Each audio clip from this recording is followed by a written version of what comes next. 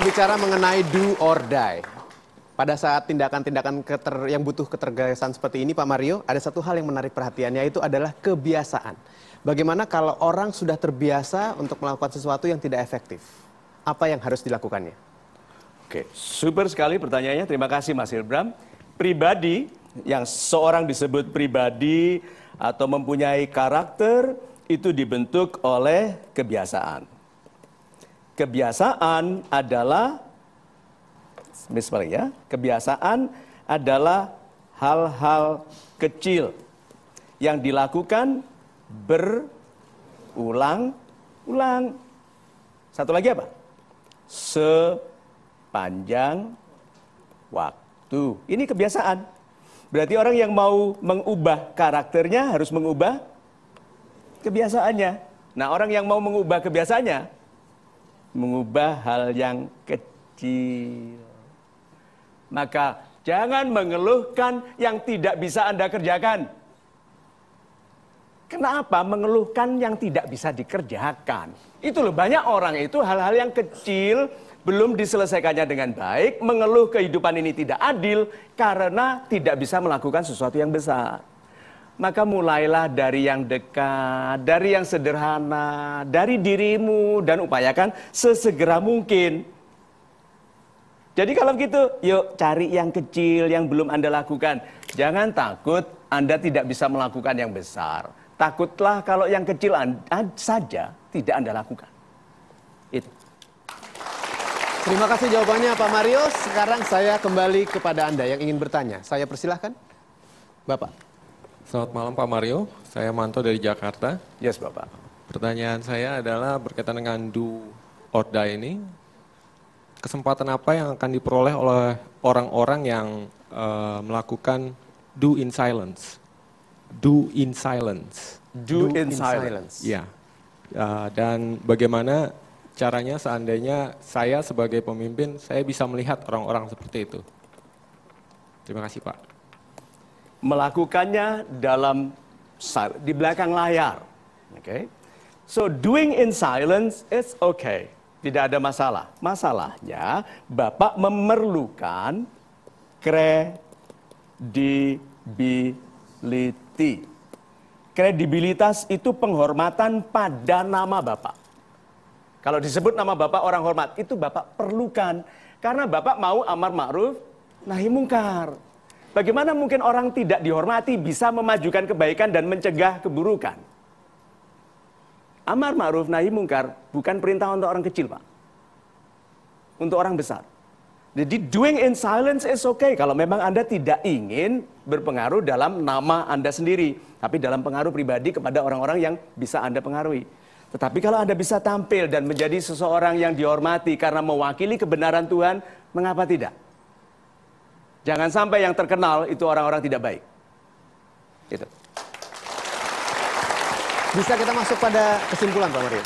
Terima kasih Mas Ilbram. Sahabat-sahabat saya yang dimuliakan Tuhan. Di dalam keterdesakan untuk do or die, pasti ada kekhawatiran, resentment, penyesalan, ada kemarahan. Yuk fokus pada kemarahan. Kemarahan adalah kekuatan yang menunggu penggunaan. Sebagian orang otomatis menggunakan kemarahannya untuk merusak dirinya dan hubungan baik dengan orang lain. Ada orang yang menggunakan kemarahannya untuk menjadikannya tahan tidak tidur untuk belajar. Tahan untuk tidak mengeluh letih untuk bekerja. Karena dia marah. Tidak ada ciptaan Tuhan itu yang menjadi laknat kalau kita mensyukurinya. Itu sebabnya orang yang mensyukuri apapun yang terjadi, apapun keadaan, dimuliakan dengan nikmat yang lebih banyak.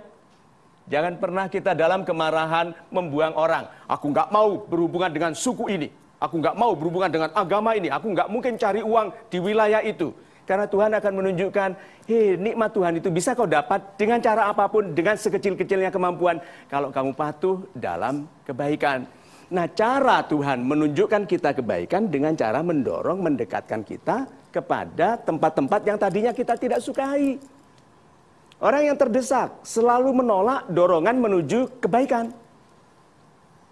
Ya. Yang tidak membangun kemampuan membeli, karena menghina kekayaan, membenci orang kaya dan membenci orang, terpaksa oleh Tuhan ditunjukkan bahwa berderma itu penting dan itu hanya bisa kamu lakukan kalau uangmu banyak, maka cari uang. Jadi banyak dari masalah kita itu sebetulnya adalah petunjuk mengenai harus jadi apa kita. Kalau Anda dihina oleh orang yang pangkatnya lebih tinggi, apakah harusannya menjadi lebih tinggi dari dia? So kalau begitu, sikap pertama dalam do or die adalah bergembira. Bergembiralah dalam sesulit-sulitnya keadaan. Itu tidak mudah, tetapi apakah ada pilihan lain? Selain menjadi orang yang bergembira karena semua perilaku kehidupan adalah cerminan perilaku Tuhan. Dan tidak ada niat Tuhan kecuali yang baik, maka dalam situasi yang sangat mendesak, selalu ingat kebenaran, ingat kebaikan, lalu ingat dalam keadaan ini Tuhan harapkan aku melakukan apa. Lalu apabila pengetahuan Anda tentang agama cukup, putuskan seperti yang Anda ketahui, kalau tidak dapatkan nasihat. Do or die mengharuskan Anda menjadi pribadi yang lebih baik supaya kemuliaan yang sudah lama Anda tunggu itu segera dihadirkan. Gitu. Terima kasih Pak Mario. Mudah-mudahan bersama Do or Die, keterdesakan Anda bisa menjadikan Anda lebih tegas untuk hidup yang lebih hebat. Saya Hilbram Dunar, kita bertemu lagi minggu depan tentunya di Mario Teguh Golden Ways. Do or die menjadi makin yakin kalau kita tuh harus do, sekalipun banyak kendala yang bikin nanti kita die, tapi saya makin yakin di balik die itu pasti nanti ada do berikutnya. Karena ini bermanfaat bukan hanya dalam hal karir, tapi juga dalam kehidupan sehari-hari. Saya mendapatkan momen kapan saat tepat kita untuk melakukan perubahan. Pada saat kita tertekan harus tetap percaya diri. Walau dalam keadaan terdesak, tidak pernah Tuhan itu memberikan sesuatu yang tidak mungkin kita bisa atasi. Bapak acaranya sangat bagus, memberikan inspirasi buat saya. Setelah itu memberikan inspirasi buat teman-teman saya. Semoga saya bisa menonton acara ini di kemudian